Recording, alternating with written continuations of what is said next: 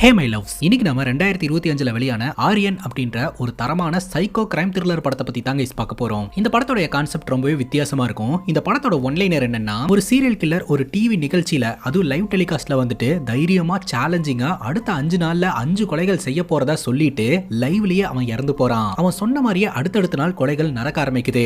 ஒரு serial killing நடக்குது அப்படின்னா ஒன்னு கில்லர் யாருன்னு தெரிஞ்சா அந்த கொலையை நிப்பாட்ட முடியும், இல்ல கொலைக்கான காரணத்தை தெரிஞ்சுக்கிட்டு கூட அந்த சீரியல் கில்லிங்கை நிப்பாட்ட முடியும். பட் இந்த கதையில கில்லர் யாருன்னு தெரியும், ஆனா கில்லர் செத்துட்டாங்க. ஆனா அவன் சொன்ன மாதிரியே அடுத்தடுத்த நாள் கொலைகள் நடக்க ஆரம்பிக்குது. செத்து போன சீரியல் கில்லரை போலீஸ்காரங்க எங்கன்னு போய் பிடிக்க போறாங்க, எப்படி இந்த கொலைகளை நிப்பாட்ட போறாங்க, இதுக்கு பின்னாடி இருக்கக்கூடிய காரணம் என்ன அப்படின்றது தான் மொத்த படமே. ரொம்ப இன்ட்ரெஸ்டிங்கா இருக்க போது இந்த வீடியோவை ஸ்கிப் பண்ணாம பாருங்க. நீங்க பாத்துட்டு இருக்கிறது சரண் என்டர்டைன்மெண்ட், நான் தான் சரண். வாங்க வீடியோக்குள்ள போலாம். படத்தோட ஸ்டார்டிங் சீன்ல ஒரு ஃபேமஸான டிவி சேனலை காட்டுறாங்க. அந்த டிவி சேனல்ல பொருளாதாரம் அப்படின்ற ஒரு லைவ் ஷோ ஒன்னு கண்டக்ட் பண்ணிட்டு இருக்காங்க. அது என்ன மாதிரியான ப்ரோக்ராம் அப்படின்னா, சீஃப் கெஸ்ட்டை வரவழைச்சு அவங்க கிட்ட ஆங்கர் கேள்விகளை கேட்க ஆரம்பிப்பாங்க. அந்த கேள்விகள் சாதாரணமான கேள்விகளாகவும் இருக்கும், அதே சமயம் கொஞ்சம் ஸ்ட்ராங்கான கேள்விகளாகவும் இருக்கும். இந்த ஷோ மக்களுக்கு ரொம்ப பிடிச்சு போனதுனால இந்த ஷோக்கு நிறைய வியூஸ் போகுங்க. அதனால இந்த டிவி சேனலும் பயங்கரமா ஃபேமஸ் ஆயிட்டு இருக்குங்க. இந்த ஷோ ஆரம்பத்துல இருந்து நைனா அப்படின்ற ஒரு ஆங்கர் தான் வந்து ஆங்கரிங் பண்ணிக்கிட்டு இருக்காங்க. இன்னைக்கு நடக்கக்கூடிய லைவ்ல வந்துட்டு மினிஸ்டர் அசோக் வந்து பங்கேற்கிறதா இருந்துச்சு, அவர் கடைசி நேரத்துல வரல அப்படின்ற மாதிரி சொல்லிட்டாருங்க. இன்னும் 1 ஹவர்ல லைவ் வச்சுக்கிட்டு இப்படி கேன்சல் பண்றாரு அப்படின்னு சொல்லிட்டு எல்லாருமே டென்ஷன் ஆகுறாங்க. குறிப்பா அந்த மினிஸ்டர்னால இந்த நைனா கேட்கிற கேள்விகளுக்கெல்லாம் பதில் சொல்ல முடியாதுன்னு பயந்துட்டே இதை கேன்சல் பண்ணிருப்பாரு அப்படின்ற மாதிரி பேசிக்கிட்டு இருக்காங்க. பட் இன்னும் 1 ஹவர்ல லைவ் ஸ்டார்ட் ஆக போகுது, அடுத்து என்ன பண்றதுன்னு யோசனை பண்ண அந்த டைம்ல ஒரு நடிகர் ஒருத்தர் ட்ரெண்ட் ஆயிட்டு இருக்காருங்க. நெருப்பு நாயகன் கைலாஷ் அப்படின்னு பெருசா பேனர்லாம் வச்சு கொண்டாடிக்கிட்டு இருக்காங்க. கைலாஷோட படம் ரிலீஸ் ஆகி செக்கப்போடு போட்டுக்கிட்டு இருக்கு. இப்போ இந்த சேனல் மேனேஜ்மெண்ட் பாத்தீங்கன்னா இந்த கைலாஷை கூப்பிட்டு இன்டர்வியூ பண்ணலாம்னு நினைக்கிறாங்க. ஆனா நைனாக்கு ஆல்ரெடி இந்த கைலாஷை தெரியும் போல, இவன் பொண்ணுங்க விஷயத்துல ரொம்ப வீக்கான ஆளே, இவ்வளவு பெரிய ஷோல இவனை இன்டர்வியூ பண்ணி இவனை நம்ம பெரிய ஆளாக்கணுமா, என்னால இன்டர்வியூ பண்ண முடியாது அப்படின்னு நைனா சொல்றாங்க. மேனேஜ்மெண்ட் என்ன சொல்றாங்கன்னா, உன்னை டேட் பண்ண சொல்லல, இன்டர்வியூ தான் பண்ண சொல்றோம். தமிழ் சினிமால அடுத்து பெரிய ஸ்டாரா வர போறான்னு சினிமா வட்டாரங்கள்ல பேசிக்கிறாங்க. நீ சொன்ன மாதிரியே அவன் மேல ஒரு ஃப்ராட் கேஸ் ஒன்னு இருக்கு, இதை நமக்கு சாதகமா பயன்படுத்திக்கலாம். அந்த கேஸ் டீடைல்ஸ் நான் எடுத்து கொடுக்குறேன். அடுத்த வாரம் கோர்ட்ல நடக்க போற இந்த விஷயத்தை நீ இந்த லைவ் ஷோல கிராஸ் எக்ஸாமின் பண்ணு, அவனை லைவ்ல கதற விடு, அளவிடு, மக்கள் எல்லாருமே பார்க்கட்டும். இது கண்டிப்பா ஒரு பெரிய கான்ட்ரவர்சியா உருவாகும். சோ மக்களுக்கு கான்ட்ரவர்சினா ரொம்ப பிடிக்கும் அப்படின்ற மாதிரி மேனேஜ்மெண்ட் சொல்றாங்க. நைனாக்கு இதுல சுத்தமா உடன்பாடே கிடையாதுங்க. ஏன்னா இதுக்கு பேரு ஜேர்னலிசமே கிடையாது. ஒரு நல்ல ஜேர்னலிஸ்டா இருந்துட்டு இந்த மாதிரிலாம் பண்ணலாமா அப்படின்னு நைனா கேட்க, அதுக்கு மேனேஜ்மெண்ட்ல இருக்கிறவர் சொல்றாரு, நல்ல ஜேர்னலிஸ்டா நம்ம இருந்தோம், ஆனா இப்ப இல்ல. எப்போ இதெல்லாம் பிசினஸா மாறுச்சோ அப்பவே இந்த நல்ல ஜேர்னலிசம் எல்லாம் அழிஞ்சிருச்சு. டிவி சேனலுக்கு தேவை பிசினஸ், இந்த பிசினஸ் உருவாக்கி தரதுல நீ பெஸ்ட், அதனால நீ போ, இன்டர்வியூ ஆரம்பி அப்படின்ற மாதிரி சொல்ல விருப்பமே இல்லாம தான் நைனா இன்டர்வியூ எடுக்கிறதுக்காக போறாங்க. அங்க கட் பண்ணா அழகர் அப்படின்ற ஒரு நபர் நம்ம கிட்ட காட்டுறாங்க. அவர் வீட்டுல தனியா இருந்துகிட்டு இருக்காரு போலங்க. காலையில எழுந்திருச்சு ஃப்ரெஷ் அப் ஆயிட்டு சமைச்சு சாப்பிட்டுட்டு அதுக்கப்புறம் ரெடி ஆகி வீட்டை விட்டு எங்கேயோ கிளம்புறாருங்க. வீட்டை விட்டு கிளம்புனவரு வீட்டை பூட்டி சாவிய எங்கேயோ தூக்கி வீசிட்டு போறாருங்க.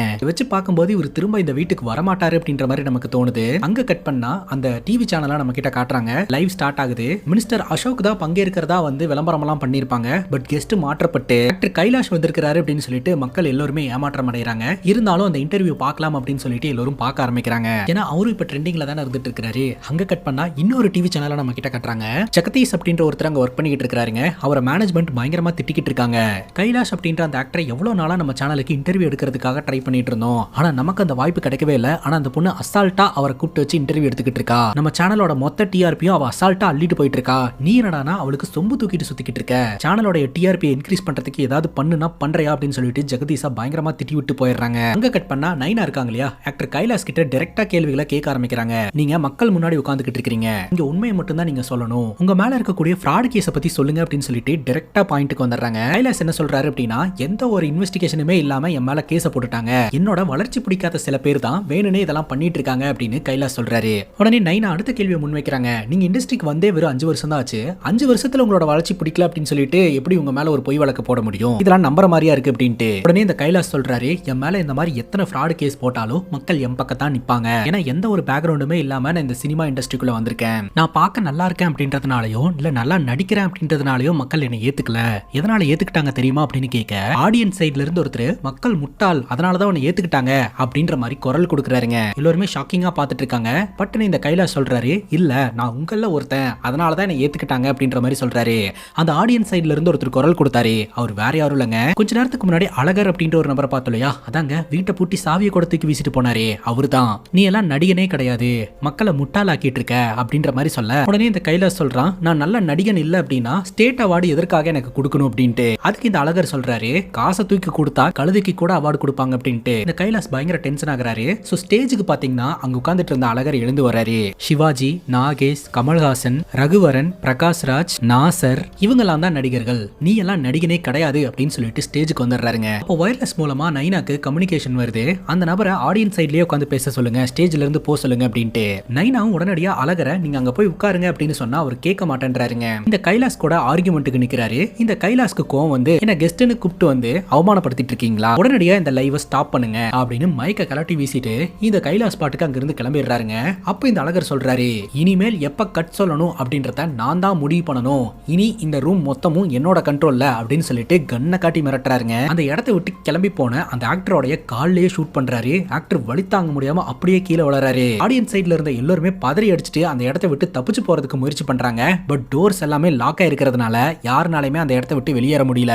அழகர் சொல்றாரு, இந்த சினிமா வில்லன் மாதிரி கத்துறது வயலண்ட் ஆகிறதெல்லாம் எனக்கு சுத்தமா பிடிக்காது, பட் தேவைப்பட்டுச்சுன்னா அதையும் செய்வேன். இங்க இருந்து யாராலையுமே வெளியில போக முடியாது, யாராலையும் உள்ளேயும் வர முடியாது, போய் எல்லாருமே அவங்க சீட்ல உட்காருங்க, நான் கொஞ்சம் பேச வேண்டியது இருக்கு அப்படின்னு சொல்லிட்டு அந்த ப்ரோக்ராம்ல கலந்துக்கிட்ட எல்லாருமே ஒரு ஹைஜாக் பண்றாருங்க. நைனா அந்த ஆக்டரோட காலை பார்த்துட்டு உங்களுக்கு தேவையானதை நாங்க செஞ்சு கொடுக்குறோம், ஆனா ஒரு டாக்டரை மட்டும் வர சொல்லுங்க, அவருக்கு மருத்துவ உதவி தேவைப்படுது அப்படிங்கும் போது அவருடைய காலில் நல்லா கை வச்சு பிரஷர் கொடுக்க சொல்லுங்க, ரத்தம் நின்றும், வேற எந்த உதவியும் தேவைப்படாது அப்படின்ற மாதிரி சொல்லிட்டு அங்க போய் உட்காந்து பேச ஆரம்பிக்கிறாருங்க. அங்க கட் பண்ணா கபீர் அப்படின்ற போலீஸ் ஆபீசருக்கு தகவல் போய் சேருது. ஆக்சுவலா இந்த ஷோ வந்து லைவ்ல போயிட்டு இருக்குங்க. உடனடியா கபீர் சம்பவம் நடந்துட்டு இருக்கக்கூடிய இடத்துக்கு போறாருங்க. உயர் அதிகாரி கிட்ட இருந்து கால் வருது, உன்னுடைய பிளான் என்ன, அடுத்து என்ன பண்ண போறீங்க அப்படின்ட்டு. நீங்க பெர்மிஷன் கொடுத்தீங்க அப்படின்னா நான் ஃபோர்ஸோட அந்த இடத்துக்கு போறேன் சார், முதல்ல அவனுடைய டிமாண்ட்ஸ் என்ன அப்படின்றத தெரிஞ்சுக்கிட்டு அவங்க கூட நெகோஷியேட் பண்ணலாம்னு இருக்கிறேன் அப்படின்ற மாதிரி கபீர் சொல்றாரு. அந்த டிவி சேனல்ல விசாரணை பண்ணிக்கிட்டு இருக்காங்க. செக்யூரிட்டி செக்அப் கூட ப்ராப்பரா பண்ண மாட்டீங்களா, யார் நினைச்சாலும் ஷோக்குள்ள கன் எடுத்துட்டு போயிட முடியுமா அப்படின்ற மாதிரி கேட்க, சார் அப்படியெல்லாம் கிடையாது, செக்யூரிட்டி செக்அப் ரொம்ப ஸ்ட்ராங்கா இருக்கும், ஃபுல் பாடி ஸ்கேன் பண்ணதுக்கு அப்புறம் தான் உள்ள அலோடே பண்ணுவோம், அந்த ஆளு வெறும் கொடைய மட்டும் தான் சார் எடுத்துட்டு போனாரு, எப்படி அவர்கிட்ட கன் வந்ததுன்னு எங்களுக்கு ஒண்ணுமே புரியல சார் அப்படின்ற மாதிரி இவங்க சொல்லிக்கிட்டு இருக்காங்க. அங்க கட் பண்ணா கருணா அப்படின்ற ஒருத்தனை காட்டுறாங்க. இவன் கடல்ல இருக்கக்கூடிய ஒரு நபருக்கு போனை போட்டு,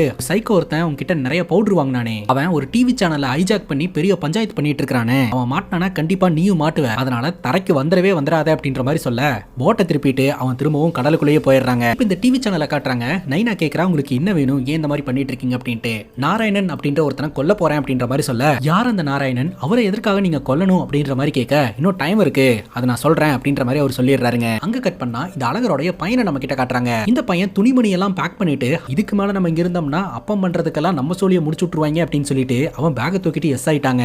இப்ப கண்ட்ரோல் ரூம்ல இருந்து நைனா கிட்ட வயர்லெஸ்ல பேசுறாங்க. நாராயணன் அப்படின்ற ஒரு நபர் ஆடியன்ஸ் சைட்ல யாராவது இருக்காங்களான்றத நான் செக் பண்றேன், அது மட்டும் இல்லாம நீ அவங்க கிட்ட பேச்சு கொடுத்துக்கிட்டே இரு, ஷோ லைவ்ல போயிட்டு இருக்கு, எந்த நேரமும் போலீஸ் இந்த இடத்துக்கு வந்துருவாங்க, பயப்படாத அப்படின்னு சொல்ல நைனா தொடர்ந்து பேச ஆரம்பிக்கிறாங்க. இப்ப கபீர் அப்படின்ற போலீஸ் ஆபீசர் அந்த டிவி சேனல் ஆபீஸ்க்கு வந்துட்டாருங்க. முதற்கட்ட விசாரணையில அழகர் அப்படின்ற ஒரு நபர் கையில கொடையோட உள்ள போயிருக்காரு, வேற எதுவுமே கொண்டு போல, எப்படி கன்னு உள்ள வந்ததுன்னு தெரியல அப்படின்றது தான் தெரிய வந்திருக்கு. கபீர் சொல்றாரு, கண்டிப்பா உள்ள இருந்து யாரோ ஒருத்தங்க அவனுக்கு உதவி செஞ்சுக்கிட்டு இருக்காங்க, சோ இது வந்து லைவ்ல போயிட்டு இருக்குது, அவனால எந்த உசுரும் போக கூடாது, அதுக்குள்ள அவனை பிடிச்சிடணும், கிளைமேட் ரொம்ப கிளியரா இருக்கும்போது இவன் எதுக்காக கொடை எடுத்துட்டு வரணும் அப்படின்னு கபீர் யோசனை பண்ணிட்டு இருக்கும்போதே பட்டுன்னு மழை பெய்ய ஆரம்பிக்குதுங்க. அப்ப அழகர் அந்த அளவுக்கு பிரெடிக்ட் பண்ணியிருக்காரு அப்படின்றது தெரிய வருது. இப்ப கபீர் உடனடியா கண்ட்ரோல் ரூமுக்கு போனை போட்டு, நீங்க கவலைப்படாதீங்க, போலீஸ்காரங்க எல்லாருமே வெளியில தான் நின்னுட்டு இருக்கிறோம் அப்படின்னு சொல்ல, நாங்க எல்லாருமே சேஃபா தான் சார் இருக்கிறோம், ஆனா இந்த கைலாஸுக்கு தான் ப்ளீடிங் ஆயிட்டு இருக்கு, இருந்தாலும் பரவாயில்ல அவன் சேஃபா தான் இருக்கிறான் அப்படின்ற மாதிரி சொல்லிடுறாங்க. இப்ப நைனா பாத்தீங்கன்னா இந்த அழகர் கிட்ட பேச ஆரம்பிக்கிறாங்க. நீங்க யார் சார், உங்களுக்கு என்ன வேணும் அப்படின்ட்டு. என் பேர் அழகர், நான் ஒரு ரைட்டர், நான் சில பல புத்தகங்கள்லாம் எழுதியிருக்கேன், crimson sky, eye of hunter, Aryan, bleeding heart, இதுல ஏதாவது புக் படிச்சிருக்கீங்களா அப்படின்னு கேட்க, இல்ல இதெல்லாம் நீங்க எழுதின புக்கா அப்படின்னு நைனா கேக்குறாங்க. ஆமா, நான் ஒரு ஃபெயிலியர் ரைட்டர், கிட்டத்தட்ட 10 வருஷம் ரிசர்ச் பண்ணி ஏகப்பட்ட கடின உழைப்ப போட்டு ஒரு புக்கை எழுதி ஒரு பப்ளிஷர் கிட்ட கொண்டு போய் கொடுத்தா அதுல கிரியேட்டிவிட்டியே இல்ல அப்படின்னு சொல்லி 10 நிமிஷத்துல ஜட்ஜ் பண்ணி தூக்கி போட்டாராம் அப்படின்னு சொல்ல, அப்ப உங்களுக்கு இருக்கிறது பப்ளிஷர் மேல கோவம், அந்த பப்ளிஷர் பேர் தான் நாராயணனா அப்படின்னு கேட்க இவர் இல்ல அப்படின்றாரு. உடனே அழகர் கேட்கிறாரு, நைனா உன்னோட போன் எங்க அப்படின்ட்டு. லைவ் ஷோ அப்படின்றதுனால போனை சுவிட்ச் ஆஃப் பண்ணி வச்சிருக்கேன் அப்படிங்கும் போது, உன் போனை கொடு, உன் போன் மூலமா தான் அவங்க கம்யூனிகேட் பண்ணுவாங்க அப்படின்னு சொல்ல நைனா போன் எடுத்து கொடுக்க அழகர் போன் ஆன் பண்றாருங்க. வெளியில இருக்கக்கூடிய கபீர் பாத்தீங்கன்னா லைவ்ல இதெல்லாம் பார்த்துட்டு நைனாக்கு போன் அடிக்கிறாரு. இங்க பாரு அழகர், நான் போலீஸ் ஆபீசர் பேசுறேன், உன்னோட டிமாண்ட்ஸ் என்னன்னு சொல்லு, நான் அதை பண்ணி கொடுக்குறேன், பொதுமக்களை எதுவும் செஞ்சிராத அப்படின்ற மாதிரி பேசுறாருங்க. ஆனா அழகர் போனை மறுபடியும் சுவிட்ச் ஆஃப் பண்ணி கீழே வச்சிடறாருங்க. எனக்கு டிமாண்ட்ஸ் எல்லாம் எதுவும் இல்ல அப்படின்றாரு. டிமாண்ட்ஸ் எதுவும் இல்லன்னா எதுக்காக சார் இதெல்லாம் பண்றீங்க, பப்ளிசிட்டி ஸ்டண்டா அப்படின்னு கேட்க, எது இந்த நெருப்பு நாயகன் பண்றானே அந்த மாதிரியா, சேச்சா அப்படியெல்லாம் ஒண்ணும் கிடையாது அப்படின்றாரு. அப்புறம் வேற எதுக்காக சார் இந்த மாதிரிலாம் பண்ணிட்டு இருக்கீங்க அப்படின்னு கேட்க, அப்பதான் இந்த அழகர் ஓபன் அப் ஆகுறாருங்க. எல்லா ஆர்டிஸ்டுக்கும் இருக்கக்கூடிய ஆசை தான் எனக்கும் இருந்தது, என்னுடைய ஆர்ட்டை உலகமே பார்க்கணும், பாராட்டணும், கொண்டாடணும் அப்படின்னு நினைச்சேன், ஆனா அது எதுவுமே நடக்கல, அதனால இந்த உலகத்தையே என்ன பார்க்க வைக்கலாம் அப்படின்னு முடிவெடுத்தேன், உங்க எல்லோருமே வச்சு குறிப்பா இந்த டிவி சேனலோட லைவ் ஷோவை வச்சு ஒரு மாஸ்டர் பீஸை ரெடி பண்ணலாம்னு முடிவு பண்ணியிருக்கேன். இப்ப நடந்துட்டு இருக்கிறது, இனிமேல் நடக்க போறது, இது எல்லாமே அந்த மாஸ்டர் பீஸோடைய தொடக்கம் தான் அப்படின்றாரு. என்ன பண்ண போறேன்னு சொல்லவா? இன்னையில இருந்து 5 நாளைக்கு ஒரு நாள் சாயந்தரமும் ஒரு கேரக்டரை கொல்ல போறேன். Serial killing. இதுல முக்கியமான விஷயம் என்ன அப்படின்னா, நான் யாரை கொல்ல போறேன் அப்படின்றத உங்ககிட்ட சொல்லிடுவேன். போலீஸ்காரங்களும் விக்டமை காப்பாத்துறதுக்கு முயற்சி பண்ணுவாங்க. பட் கிட்ட வரைக்கும் போய் விக்டமை காப்பாற்ற முடியாம தான் போகும். கண்ட்ரோல் ரூம்ல இருந்து நைனாக்கு பிரஷர் போடுறாங்க, நீ அமைதியா உட்காராத, பேச்சு கொடுத்துட்டே இரு அப்படின்ட்டு. ஏன் சார், இதுதான் உங்களோட பெர்ஃபெக்ட் கிரைம் ஸ்டோரியா? இது ஏதோ பழைய கதை மாதிரி இருக்குது. இதெல்லாம் எப்போ வந்த கதை சார். உங்க பப்ளிஷர் சொன்னது உண்மைதான். உங்க கதையில கிரியேட்டிவிட்டி கொஞ்சம் கூட இல்லாத மாதிரி தான் தோணுது அப்படின்னு சொல்ல இந்த அழகர் சிரிக்கிறாருங்க. அங்க கட் பண்ணா இந்த போலீஸ்காரங்க கொஞ்சம் கொஞ்சமா அந்த ஸ்டுடியோ நோக்கி நகர்ந்து வர ஆரம்பிக்கிறாங்க. எப்படியாவது டோரை உடைச்சிட்டு உள்ள போய் இந்த அழகரை அரெஸ்ட் பண்ணி மக்களை காப்பாத்திரலாம்னு நினைக்கிறாங்க. இப்ப நைனா அழகர் கிட்ட, சார் நான் ஒன்னு சொல்லவா, பேசாம இந்த கன்னை கொடுத்துட்டு போலீஸ்ல சரண்டர் ஆயிருங்க. இதெல்லாம் எதுக்கு சார் உங்களுக்கு தேவையில்லாம? இப்ப நீங்க சரண்டர் ஆனீங்கன்னா கண்டிப்பா ஒரு 4-5 வருஷம் உங்களை தூக்கி ஜெயில போடுவாங்க. ஜெயில இருந்தே புக்ஸ் எழுதுங்க சார். இந்த மாதிரி ஜெயில இருந்து புக்ஸ் எழுதினவங்க எல்லாம் ரொம்ப ஃபேமஸ் ஆயிருக்காங்க அப்படின்னு சொல்ல, கண்ட்ரோல் ரூம்ல பாத்தீங்கன்னா இந்த ஆடியன்ஸ் லிஸ்ட் எடுத்து செக் பண்ணிக்கிட்டு இருப்பாங்க. அப்போ ஒரு விஷயத்தை கண்டுபிடிச்சு நைனாக்கு வயர்லெஸ்ல சொல்லுவாங்க. ஆக்சுவலா உள்ள வந்து உட்கார்ந்துகிட்டு இருக்கிறாரு அழகர். அவருடைய பெண் நேம் தான் அழகர். அவரோட ஹிஸ்டரி என்னன்னு செக் பண்ணி பார்க்கும்போது தெரிய வருது, அவர் கொல்ல போறதா சொல்லப்பட்ட நாராயணன் அப்படின்றது தான் இவருடைய பேர் அப்படின்ட்டு. நைனா கேக்குறாங்க, ஏன் சார் உங்க பேர் அழகர் இல்லையா, உங்களோட உண்மையான பேரு நாராயணனா அப்படின்னு கேட்க கரெக்டா டோர் கிட்ட போலீஸ் வந்துருவாங்க. இந்த அழகர் நைனா கிட்ட சொல்றாரு, எல்லோரும் சேர்ந்து என்ன தோக்கடிச்சிட்டீங்க, பட் இந்த வாட்டி வெற்றி என்னோடது, அதை யாராலையும் தடுக்க முடியாது அப்படின்ட்டு. நைனா சொல்றாங்க, எனக்கு ஒண்ணுமே புரியல சார். 5 பேர்த்த கொல்ல போறேன்னு சொல்றீங்க, அதுவும் முதல்ல கொல்ல போறது நாராயணன் அப்படின்ற பேரை சொல்லிருக்கீங்க. அந்த நாராயணன் நீங்க தான் அப்படின்னு சொல்ல உடனே அழகர் சொல்றாருங்க, ஆக்சுவலா என்னோட கதையில கிரியேட்டிவிட்டியே இல்ல அப்படின்னு சொன்னல, நாராயணன் அப்படின்ற நான் இறந்து போயிட்டா எப்படி அந்த 5 பேர்த்த என்னால கொல்ல முடியும்? நான் செத்ததுக்கு அப்புறமும் அந்த கொலைகள் நடந்தா நடக்கும்.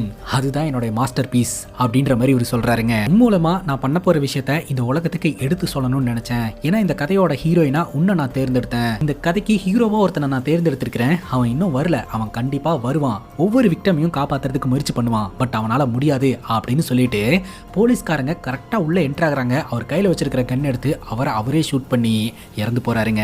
இப்ப போலீஸ்காரங்க போலீஸ் ஹெட் குவார்ட்டர்ஸ்ல போயிட்டு ரிப்போர்ட் பண்றாங்க, இந்த ஸ்டுடியோவை ஹைஜாக் பண்ணி மிரட்டினவன் செத்து போயிட்டான். அதோட இந்த கேஸ் முடிஞ்சது அப்படின்றது தான் சார் அர்த்தம். அது மட்டும் இல்லாம கபீர் ஃபர்தரா இந்த வழக்கை இன்வெஸ்டிகேஷன் பண்ண முடியாது. ஏன்னா சிஎம்மோட ப்ரொடெக்ஷனுக்கு கபீர் தான் வேணும்னு சொல்லிட்டு அவரே ரிக்வெஸ்ட் பண்ணியிருக்கிறதுனால கபீரை சிஎம்மோட ப்ரொடெக்ஷன் டியூட்டிக்கு அமிச்சாச்சு சார். இந்த வழக்கை வேற யாராவது கிட்ட கொடுக்கலாம் அப்படின்னு முடிவு எடுக்கிறாங்க. அப்பதான் நம்ம ஹீரோடைய பேரு அடிப்படுதுங்க. நம்ம ஹீரோடைய பேரு நம்பிங்க. கொடைக்கானல்ல சீரியல் கில்லர் கேஸ் ஒன்னு ஹீரோ ஹேண்டில் பண்ணி இருந்திருக்காரு, அதை சால்வும் பண்ணி இருந்திருக்காரு. அதனால அவர்கிட்ட இந்த வழக்கை கொடுத்து அழகர் அப்படின்னு சொல்லப்பட்ட இந்த நாராயணன் வந்து எப்படி இந்த டிவி சேனலை சூஸ் பண்ணாரு, எப்படி அவர்னால கன் எடுத்துட்டு உள்ள போக முடிஞ்சது, சோ இதுக்கு பின்னாடி யாரெல்லாம் ஹெல்ப் பண்ணிருக்காங்க அப்படின்றத கண்டுபிடிக்கணும் அப்படின்னு இந்த வழக்கை நம்ம ஹீரோ கிட்ட ஒப்படைக்கிறாங்க. இப்போ நம்ம ஹீரோ பாத்தீங்கன்னா நேரா ஃபேமிலி கோர்ட்டுக்கு வராரு. நம்ம ஹீரோக்கு திருமணமாகி அம்மு அப்படின்ற மனைவி இருக்காங்க. இவங்க 2 பேரும் லவ் பண்ணி தான் மேரேஜ் பண்ணிக்கிட்டாங்க. பட் இவங்க 2 பேரோட மேரேஜ் லைஃப் பாத்தீங்கன்னா ஒர்க் அவுட் ஆகல போல. எப்ப பார்த்தாலும் சண்டை சச்சரவு அப்படின்னு சொல்லிட்டு மன நிம்மதியே இல்லாம இருந்திருக்காங்க. குறிப்பா நம்ம ஹீரோவோடைய வேலையை பேஸ் பண்ணி தான் பாத்தீங்கன்னா இவங்க 2 பேருக்குள்ள சண்டையே வந்திருக்கு. அதனால இவங்க 2 பேரும் விவாகரத்து பண்ணி பிரிஞ்சிடலாம் அப்படின்னு முடிவெடுத்திருந்திருக்காங்க. விவாகரத்து கேட்டு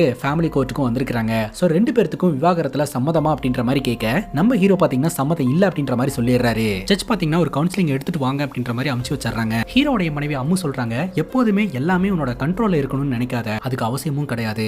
எஸ்பெஷலி லவ். நான் உன்னை லவ் பண்ணல அப்படின்னு சொல்லி ஒருபோதும் சொன்னது கிடையாது. நான் உன் மேல அக்கறையா இருக்கேன், கேரிங்கா இருக்கிறேன். இப்ப எனக்கு உன் மேல லவ் கிடையாது, அது உனக்கு தெரியும், தெரிஞ்சுமே ஏன் அக்செப்ட் பண்ணிக்க மாட்டேன்ற அப்படின்னு ஹீரோடைய மனைவி கேக்குறாங்க. அப்ப கரெக்டா அவருக்கு ஒரு ஃபோன் கால் வருது. அப்படியே அந்த இடத்துல இருந்து கிளம்பிடுறாருங்க. அப்படியே ஒரு சாங்க போட்டு இவங்க 2 பேருக்குள்ள எப்படி காதலாச்சு, எப்படி பிரேக்கப் ஆச்சு அப்படின்றத நம்ம கிட்ட காட்டுறாங்க. பேசிக்கா ஹீரோடைய மனைவி இருக்காங்க இல்லையா அம்மு, அவங்க வந்து ஃபாரன்சிக் டிபார்ட்மெண்ட்ல வேலை பார்த்துட்டு இருந்திருக்காங்க. கொடைக்கானல்ல சீரியல் கில்லிங் வழக்கு ஒன்று வந்திருக்குங்க. சோ அந்த வழக்கை இன்வெஸ்டிகேஷன் பண்றதுக்காக போகும்போது தான் இவங்க 2 பேருக்குள்ள பரிச்சயமே ஏற்பட்டு இருந்திருக்கு. நாளடைவில் இவங்க 2 பேருக்குள்ள ஃப்ரெண்ட்ஷிப் அப்படின்றது உருவாயிருந்திருக்குது. அந்த ஃப்ரெண்ட்ஷிப் காதலா மாறி இவங்க 2 பேரும் வாழ்க்கையை தொடங்கி இருந்திருக்காங்க.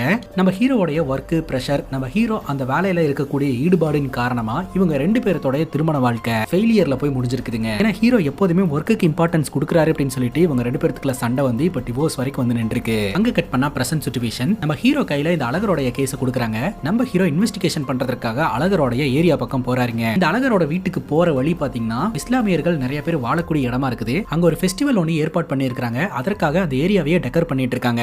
அந்த இடத்தை கிராஸ் பண்ணி தான் நம்ம ஹீரோ அழகரோட வீட்டுக்கு போறாருங்க. வீட்டு முன்னாடி பிரஸ் மீடியான்னு சொல்லிட்டு ஹீரோ கிட்ட கேள்வி கேட்கறதுக்கு ரெடியா இருக்காங்க. ஹீரோ நேரா அழகரோட வீட்டுக்குள்ள நுழையிறாரு, ஆய்வு செய்யறாரு. சோ ஃப்ரண்ட் டோர் லாக்ல இருந்திருக்கு. சோ லாக்க உடைச்சு தான் போலீஸ்காரங்க உள்ள வந்திருக்காங்க அப்படின்றது தெரிய வருதுங்க. இந்த வீட்டுல அழகர் கிட்டத்தட்ட 20 வருஷமா வாழ்ந்திருக்காரு அப்படின்றது தெரிய வந்திருக்கு. ஃப்ரெண்ட்ஸ் ஃப்ரெண்ட்ஸ் ஃபேமிலி ரிலேட்டிவ்ஸ்னு பார்த்தா யாருமே இல்ல. அழகருடைய மனைவி இறந்து போயிட்டாங்க. அங்க இருக்கக்கூடிய போட்டோஸ் எல்லாம் பார்க்கும்போது அழகர் வந்து கிறிஸ்டினா மாறிட்டாரா அப்படின்னு கேட்க, இல்ல அழகருடைய மனைவி வந்து கிறிஸ்டினா இருந்திருக்காங்க. அழகருக்கு 18 வயசுல ஒரு பையன் இருந்திருக்கான் அப்படின்றது தெரிய வந்திருக்கு. முதற்கட்ட விசாரணையில பையன் பேரு சூர்யான்னு தெரிய வந்திருக்குது. எப்ப பார்த்தாலும் அப்பனுக்கும் மகனுக்கும் சண்டையே தீராதான். அக்கம் பக்கத்துல இருக்கக்கூடிய எல்லாருமே சொல்றாங்க 2 பேருக்குள்ள சண்டை வந்துகிட்டே இருக்கும் அப்படின்ட்டு. அழகரை பத்தி விசாரிச்சா அவர் யார்கிட்டயுமே பேச மாட்டாராம். ஒரு பயங்கரமான இன்ட்ரோவர்ட்டா தனியா தான் இருப்பாராம். சரி பையன் எங்க இருக்கான் அப்படின்றத கண்டுபிடிங்க அப்படின்ற மாதிரி சொல்லிட்டு நம்ம ஹீரோ நைனாவை மீட் பண்றதுக்காக வராருங்க. நைனா சொல்றாங்க என்னோட ஸ்டேட்மெண்ட் ஆல்ரெடி நான் கொடுத்துட்டேனே சார் அப்படின்ட்டு. பரவாயில்ல பர்சனலா மீட் பண்ணி பேசலான்ட்டு தான் வந்திருக்கேன் அப்படின்னு சொல்லிட்டு நைனா கிட்ட பேசும்போது நைனா என்ன சொல்றாங்கன்னா, அவருடைய கதையில எல்லாருக்கும் ஒரு ரோல் இருக்கு சார். அவரு வில்லனா, நீங்க ஹீரோவா, நான் ஹீரோயினா. அவர் செய்ய போற கொலைகளை நீங்க ஸ்டாப் பண்றதுக்கு ட்ரை பண்ணுவீங்களா,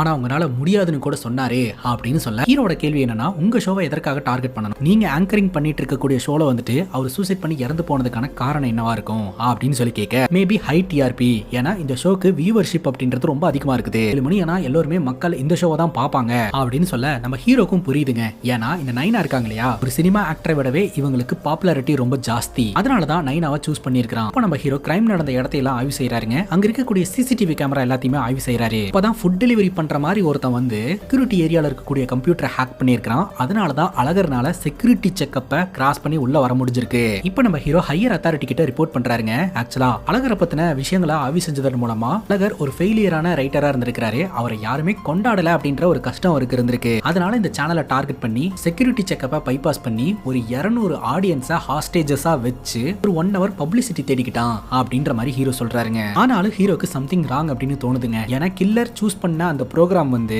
ரொம்ப பாப்புலரான ப்ரோக்ராம். அந்த ப்ரோக்ராமை கண்ணுங்கருத்துமா எல்லாருமே ஹேண்டில் பண்ணுவாங்க கரெக்டா. அந்த ப்ரோக்ராமுக்குள்ள இவன் அசால்ட்டா நுழைஞ்சிருக்கான் அப்படின்னா கண்டிப்பா இதுக்கு பின்னாடி பக்காவான ஒரு பிளான் இருக்கு. அது மட்டும் இல்லாம அவன் கையில வச்சிருந்த கன்னு ஒரு சக்தி வாய்ந்த கன்னு, அவ்வளவு ஈஸியாலாம் யாருக்கும் கிடைக்காது.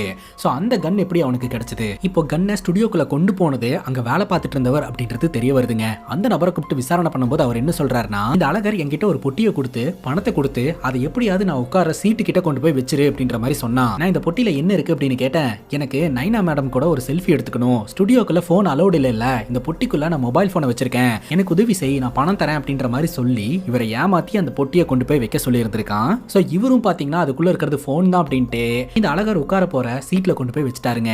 சரி இந்த வேலைக்கு நீ எவ்வளவு பணம் வாங்கின அப்படின்னு கேட்க 200 ரூபாய் அப்படின்றாருங்க. ஏண்டா இவ்வளவு பெரிய வேலையை செஞ்சுட்டு 200 ரூபாய் தான் வாங்கினியா, உண்மை சொல்லு அப்படின்னு போலீஸ்காரங்க மிரட்ட, ஹீரோ சொல்றாரு அவர் சொல்றது உண்மைதான் அப்படின்ட்டு. ஏன்னா அழகர் பக்காவா பிளான் பண்ணி தான் இதை பண்ணிருக்கான். அழகர் ஒரு வேலை இவருக்கு அதிகமா பணம் கொடுத்திருந்தா இவருக்கு சந்தேகம் வந்திருக்கும், இதுல என்ன இருக்குன்னு பாத்திரலாம்னு சொல்லிட்டு இவர் ஆர்வ கோளாறுல பாத்திருந்திருப்பாரு. அழகருடைய பிளான் கொலாப்ஸ் ஆயிருந்திருக்கும். சோ இவர் கம்மியா பணம் கொடுத்ததுனாலதான் இதுல இருக்கிறது உண்மையிலேயே போன் அப்படின்னு சொல்லிட்டு அந்த பாக்ஸை பிரிக்காம இவர் கொண்டு போய் வச்சிருந்திருக்காரு அப்படின்னு ஹீரோ சொல்றாருங்க. ஹீரோ சொல்றாருங்க அவன் சாவணும்னு பக்காவா பிளான் பண்ணி தான் இந்த இடத்துக்கு வந்திருக்கான் அப்படின்ட்டு.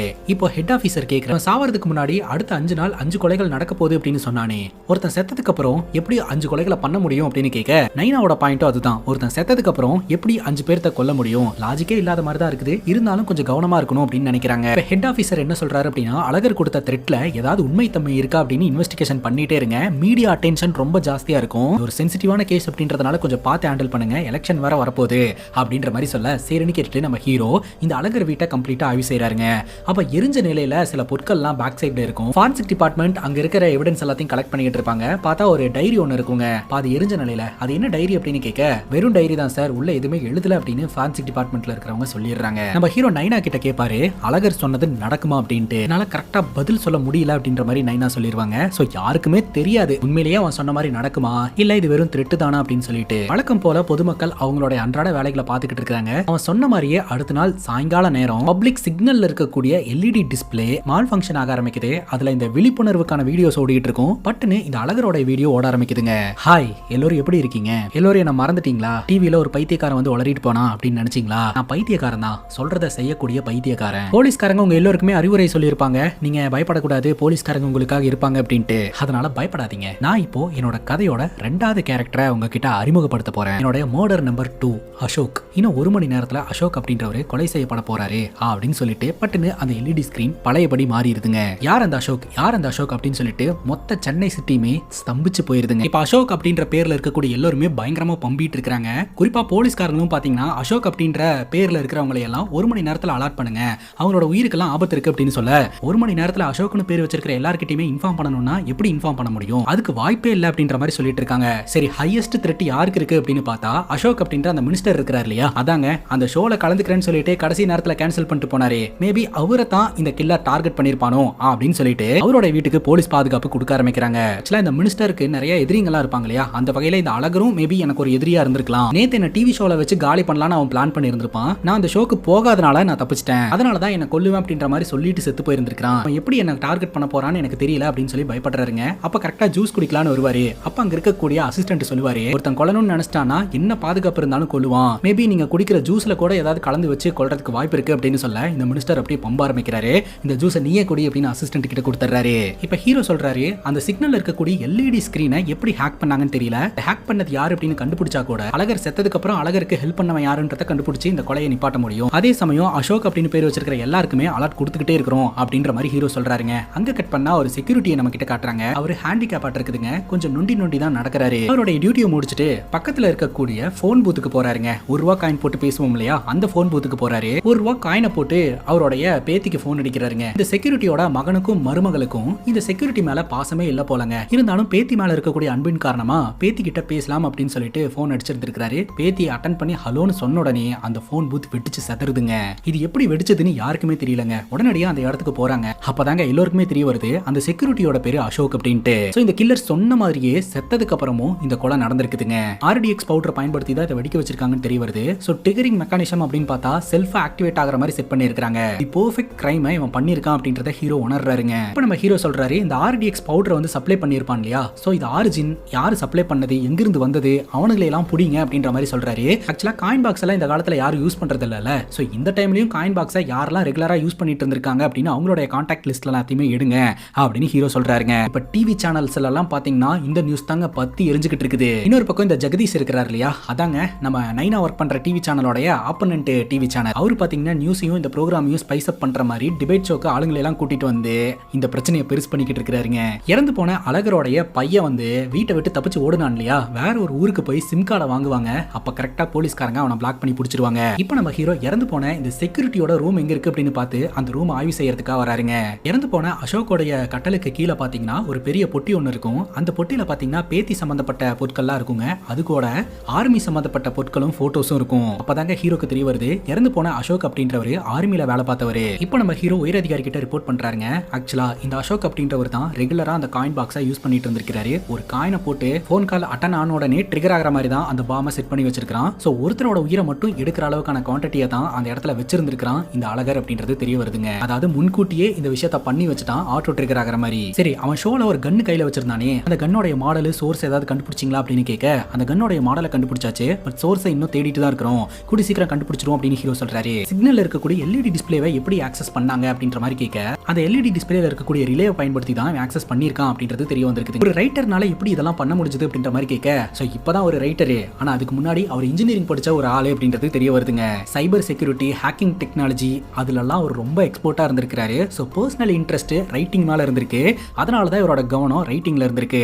இப்போ அவருடைய மொத்த திறமையும் பயன்படுத்தி தான் இந்த தொடர்கொலைகளை பண்ணிக்கிட்டு இருக்காரு அப்படின்றது தெரிய வருதுங்க. ஆக்சுவலா சிக்னல்ல இருக்கக்கூடிய டிஸ்பிளேல வந்த video pre recorded video, Azhagar செத்து போறதுக்கு முன்னாடி ஆல்ரெடி எடுக்கப்பட்ட வீடியோங்க. அது இன்னையில இருந்து எல்லா பப்ளிக் டிஸ்பிளேஸையும் ஆஃப் பண்ணுங்க, எங்கேயுமே எந்த ஹேக்கும் நடக்க கூடாது அப்படின்ற மாதிரி ஹீரோ சொல்றாருங்க. இப்ப பையனை பிடிச்சி விசாரணை பண்ணிக்கிட்டு இருக்காங்க. நீ உங்க அப்பனும் சேர்ந்து என்னடா பிளான் பண்ணிட்டு இருக்கீங்க அப்படின்ட்டு. அதுக்கு பையன் சொல்றான், எங்க அப்பா பார்த்தே 3 வருஷம் ஆச்சு சார் அப்படின்ட்டு. இப்ப இறந்து போன அசோக் அப்படின்ற செக்யூரிட்டியோட மகன் மற்றும் மருமகள் கிட்ட விசாரணை பண்ணுனா அழகர் அப்படின்ற ஒரு கேரக்டர் பத்தி அவங்களுக்கு எதுவுமே தெரியாதுன்ற மாதிரி சொல்றாங்க. அழகருடைய பையன் கிட்ட விசாரணை பண்ணா எப்ப பார்த்தாலும் என்னோட அப்பா பெருசா ஏதாவது ஒன்று பண்ணணும்னு சொல்லிக்கிட்டே இருப்பாரு சார், திடீர்னு ஒரு 2-3 வாரம் காணாம போயிருவாரு, அப்புறம் ஒரு நாள் வீட்டுக்கு வருவாரு, அதனாலேயே எங்க 2 பேத்துக்குள்ள சண்டை வரும், எங்க போன என்ன பண்ணிட்டு இருக்க அப்படின்ற மாதிரி கேட்டா என்னோட கதைக்காக ரிசர்ச் பண்றதுக்காக போயிட்டேன் அப்படின்ற மாதிரி சொல்லுவாரு. இதான் அந்த டிவி ப்ரோக்ராம்லயும் சொல்லிருப்பாரு, 10 வருஷமா ரிசர்ச் பண்ணி ஒரு விஷயத்தை ரெடி பண்ணி பப்ளிஷர் கிட்ட கொண்டு போய் கொடுத்தா இதுல கிரியேட்டிவிட்டியே இல்லன்னு சொல்லிட்டு 10 நிமிஷத்துல ஜட்ஜ் பண்ணி தூக்கி போட்டுருவான்ட்டு. இப்போ நம்ம ஹீரோ இந்த பப்ளிஷரை மீட் பண்றதுக்காக போறாருங்க. நைனாக்கு ஃபோன் பண்ணி இந்த டிவி ப்ரோக்ராம்ல அவர் எழுதுனதா சொல்லப்பட்ட அந்த புக்ஸோட பேரெல்லாம் என்ன அப்படின்னு கேட்க நைனா அந்த புக்ஸோட பேரெல்லாம் சொல்ல அந்த புக்ஸ் எல்லாத்தையுமே அந்த பப்ளிஷர் கிட்ட இருந்து இவர் கலெக்ட் பண்றாருங்க. எல்லா புக்ஸையுமே படிக்க ஆரம்பிக்கிறாரு.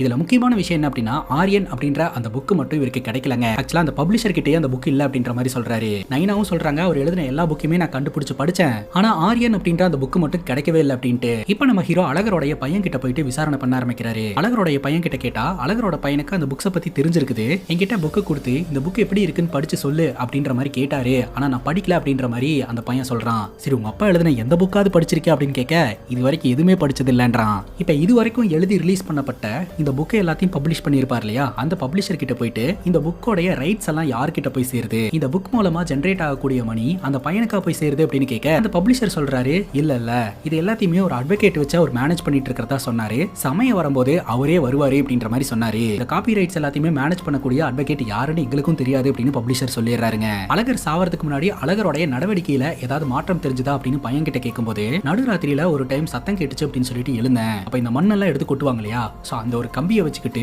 இந்த பக்கமும் அந்த பக்கமும் நடந்துகிட்டு இருந்தாரு, அவருடைய உடம்பெல்லாம் சேரும் சகதியமா இருந்தது, அந்த மனுஷன் என்ன பண்ணிட்டு இருக்காரு அப்படின்றதையே என்னால புரிஞ்சுக்க முடியல சார் அப்படின்ற மாதிரி அழகரோட பையன் சொல்றான். ஆக்சுவலா அழகருடைய மனைவி இறக்கிறதுக்கு முன்னாடி வரைக்கும் அழகர் நார்மலான ஒரு ஆளா தான் இருந்திருக்காரு. அழகருடைய மனைவி இறந்ததுக்கு அப்புறம் அவர் சோர்ந்து போய் ஒரு மாதிரி ஆயிட்டாரு, அதுக்கப்புறம் தான் அவருடைய நடவடிக்கைகள் எல்லாம் மர்மம் இருந்தது அப்படின்ற மாதிரி பையன் சொல்றான். ஒரு சைக்காட்டிஸ்ட மீட் பண்ணி நம்ம ஹீரோ பேசுறாரு. அப்பதாங்க ஒரு விஷயம் தெரிய வருது, அசோக் அப்படின்ற ஒரு நபரை கொல்ல போறேன் அப்படின்னு அனௌன்ஸ்மெண்ட் கொடுத்தாரு இல்லையா, அசோக்கோட கொலையை ஒரு ரெண்டாவது கொலையா தான் பாக்குறாரு. அப்ப அழகர் தன்னைத்தானே சுட்டு கொன்னதை முதல் கொலையா தான் கன்சிடர் பண்றாரு, தன்னையும் ஒரு விக்டமா தான் நினைக்கிறாரு அப்படின்றத ஹீரோ உணர்றாருங்க. இறந்து போன அசோக்குக்கும் இந்த அழகருக்கும் ஏதாவது தொடர்பு இருக்கா அப்படின்னு செக் பண்ணி பார்க்கும்போது நேரடியா எந்த ஒரு தொடர்பும் இல்லைங்க. பட் ரெண்டு பேர்த்தோடைய வாழ்க்கையும் ஒரே மாதிரி இருந்திருக்கு. அழகரையும் பாத்தீங்கன்னா அவங்க பையன் கைவிட்டுட்டான், அதே சமயம் அந்த செக்யூரிட்டி கார்டு அசோக் இருக்கிறார் இல்லையா, அவரையும் அவங்க பையன் கைவிட்டுட்டான். ரெண்டு பேருமே லோன்லியான லைஃபை தான் லீட் பண்ணிக்கிட்டு இருந்திருக்காங்க அப்படின்றது தெரிய வந்திருக்கு. அசோக்கோடைய மகன் மற்றும் மருமகள் கிட்ட விசாரணை பண்ணும்போது 2 நாளைக்கு ஒரு முறை கரெக்டா 8 மணிக்கு என் பொண்ணு கிட்ட பேசுறதுக்காக என்னோட அப்பா கால் பண்ணுவார் சார் அப்படின்ற மாதிரி அவர் மென்ஷன் பண்ணியிருக்காரு. ரெகுலரா இந்த செக்யூரிட்டி கார்டோடைய மூவ் என்ன அப்படின்றத தெரிஞ்சுக்கிட்டு தான் பாத்தீங்கன்னா அழகர் பிளான் பண்ணி இந்த சம்பவத்தை பண்ணியிருக்கான் அப்படின்றது தெரிய வருது. இப்ப சிட்டில இருக்கக்கூடிய பப்ளிக் எல்இடிஸ் எல்லாத்தையுமே ஆஃப் பண்ணிட்டாங்க. சோ அதனால இந்த அழகர்னால ஹேக் பண்ண முடியாது அப்படின்னு நினைக்கிறாங்க. திடீர்னு பார்த்தா ஒரு சீரியல் டிவி சேனல் பாத்தீங்கன்னா ஹேக் ஆகுதுங்க. அந்த சேனல்ல இந்த அழகர் வந்து பேச ஆரம்பிக்கிறாரு. ரஷ்யா அப்படின்றவங்கள 3வது மர்டரா பண்ண போறதா சொல்றாரு. அப்படியே கட் பண்ணா ரஷ்யாவே நம்ம கிட்ட காட்டுறாங்க. ரஷ்யா பாத்தீங்கன்னா பரதநாட்டியம் ஆடக்கூடிய ஒரு பெண்ணா இருந்துட்டு இருக்காங்க. இப்ப கூட பாத்தீங்கன்னா அவங்க பரதநாட்டியம் ஆடுறதுக்காக பக்காவா ரெடி ஆயிட்டு இருக்காங்க. உயர் அதிகாரி நம்ம ஹீரோ பிடிச்சு கண்டபடி திட்டுறாருங்க. அவனால எதையுமே ஹேக் பண்ண முடியல அப்படின்னா அவனால கண்டிப்பா கொலையும் பண்ண முடியாது அப்படின்னு சொன்னீங்க. இப்ப அசால்ட்டா அடுத்த கொலைக்கான இன்ஃபர்மேஷனை நம்ம கிட்ட பாஸ் பண்றான். எது எப்படியோ இந்த கொலை மட்டும் நடக்கவே கூடாது, தடுத்து நிப்பாட்டுங்க அப்படின்னு சொல்ல உடனடியா நம்ம ஹீரோ அந்த இடத்துல இருந்து கிளம்புறாருங்க. இப்ப சிட்டில யார் யாருக்கெல்லாம் ரஷ்யான்ற பேர் இருக்குதோ அவங்களையெல்லாம் தேட ஆரம்பிக்கிறாங்க. அவங்களையெல்லாம் அலாட் பண்றதுக்காகவும் பாதுகாப்பு படுத்துறதுக்காகவும் ஆனா ஏற்பாடு எல்லாமே பண்ண ஆரம்பிக்கிறாங்க. இன்னொரு பக்கம் ரஷ்யா பாத்தீங்கன்னா ஒரு ஸ்டேஜ்ல ஏறி டான்ஸ் ஆட ஆரம்பிக்கிறாங்க. இந்த அழகர் பாத்தீங்கன்னா டார்கெட்டட் விக்டமுடைய பேரை மட்டும் தான் சொல்றான். பட் அவங்க யாரு, எந்த இடத்தை சார்ந்தவங்க அப்படின்றது எல்லாத்தையும் சொல்றது இல்ல. சோ அந்த பேரை மட்டும் வச்சுக்கிட்டு போலீஸ்காரங்க அந்த பேர்ல இருக்கக்கூடிய எல்லாரையுமே பாதுகாப்பு படுத்துறதுக்கான முயற்சியில ஈடுபட்டு இருக்காங்க. இன்னொரு பக்கம் ரஷ்யா டான்ஸ் ஆடிக்கிட்டு இருந்தவங்க அப்படியே பொத்துன்னு கீழே விழுந்து இறந்து போறாங்க. அவங்க மூக்குல இருந்து ரத்தம் வருதுங்க. ஃபைனலி ஒரு இடத்துல இருந்து தகவல் வருது, ரஷ்யா அப்படின்ற ஒரு பரதநாட்டியம் ஆடிட்டு இருந்த பெண் வந்து இறந்து போயிட்டாங்கன்னு சொல்லிட்டு. அவங்க எப்படி இறந்து போனாங்க அப்படின்னு செக் பண்ணி பார்த்தா அவங்களுடைய மேக்கப்ல வந்து சைனைட் பாய்சன் வந்து கலக்கப்பட்டிருந்திருக்குது. ஸோ அது அவங்களுடைய உடம்புக்குள்ள போனதுனால தான் இறந்து போயிருக்காங்கன்றது தெரிய வருது.